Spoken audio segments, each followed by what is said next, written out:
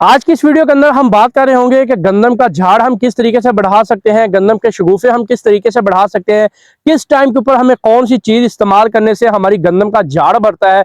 जितना हमारा झाड़ बढ़ेगा उतनी ही हमारी पैदावार में इजाफा होगा। तो ये हमें तरीकेकार कब से अपनाना शुरू करना है, किस तरीके से करना है, इसके हवाले से हम लोग वीडियो के अंदर बात कर रहे होंगे। नाज़रीन, जब हमारी गंदम की फसल 18 से 20 या 25 रोज की हो जाती है, उस वक्त हम पानी जो है पहला लगा रहे होते हैं और पहले पानी के ऊपर मुख्तलिफ जिम्मेदार जो है, मुख्तलिफ किसान भाई मुख्तलिफ खादों का इस्तेमाल कर रहे होते हैं। तो शगुफा साजी को बेहतर करने के लिए, शगुफे बढ़ाने के लिए जो सबसे बेहतरीन काम करती है खाद, वो यूरिया होती है।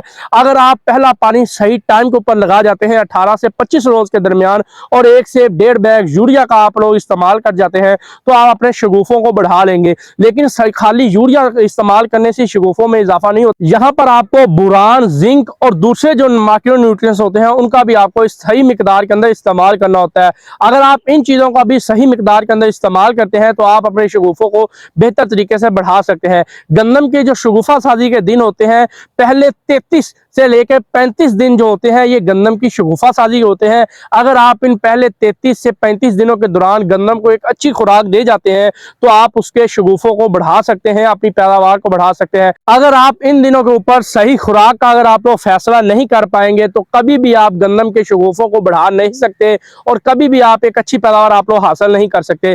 तो गंदम के शगुफों को बढ़ाने के लिए, गंदम की पैदावार में इजाफा करने के लिए पहले पानी के ऊपर आपने यूरिया के साथ पोटाश का इस्तेमाल लाजमन तरीके से करना है, क्योंकि जो पोटाश होती है वो पौधे के अंदर जितना भी खुराक का निजाम होता है उसको बेहतर तरीके से चला रही होती है। जितना पौधे के अंदर खुराक का निजाम बेहतर तरीके से चल रहा होगा उतने ही वो शगुफे ज्यादा बनाएगा, उतना ही उसका झाड़ ज्यादा होगा।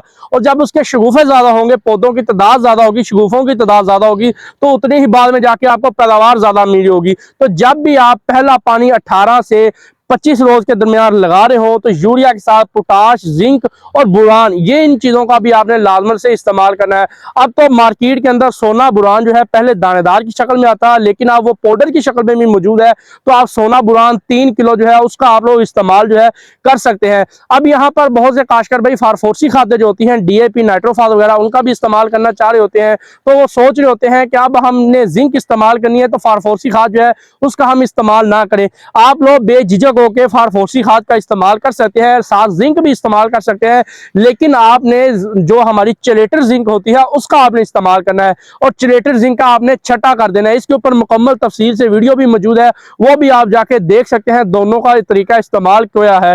तो नाज़रीन, ये है वो तरीकाकार जिससे आप अपने शगुफों को बेहतर तरीके से बढ़ा सकते हैं, खुराक का सही तरीके से तयन कर सकते हैं। पहले 33 से 35 रोज जो होते हैं ये गंदम के अंदर बड़े ही अहम होते हैं। अगर आप इन दिनों के ऊपर गंदम को सही खुराक सही टाइम के ऊपर देते हैं तो आप अपने झाड़ के अंदर इजाफा कर लेंगे और आपका अपनी पैदावार के अंदर 10% तक इजाफा जो है वो यकीनी तौर पर कर सकते हैं। जितना ही झाड़ में इजाफा होगा उतनी आपकी पैदावार के अंदर भी इजाफा हो रहा होगा। तो पोटाश का लाजमन तौर पर इस्तेमाल करें और दूसरे माइक्रो न्यूट्रिएंट जो होते हैं जिनके अंदर जिंक, बुरान और दीगर दूसरे अज़ा शामिल हैं, उनका भी आप इस्तेमाल करके एक अच्छी पैदावार आप लोग हासिल कर सकते हैं। बहुत से काश्तकार भाई सल्फर के हवाले से पूछ रहे होते हैं, तो आप लोग पहले पानी के ऊपर सल्फर का अगर आप इस्तेमाल करना चाहें तो सल्फर का भी साथ आप इस्तेमाल करके एक अच्छा रिजल्ट जो है आप लोग देखने को मिल सकते हैं।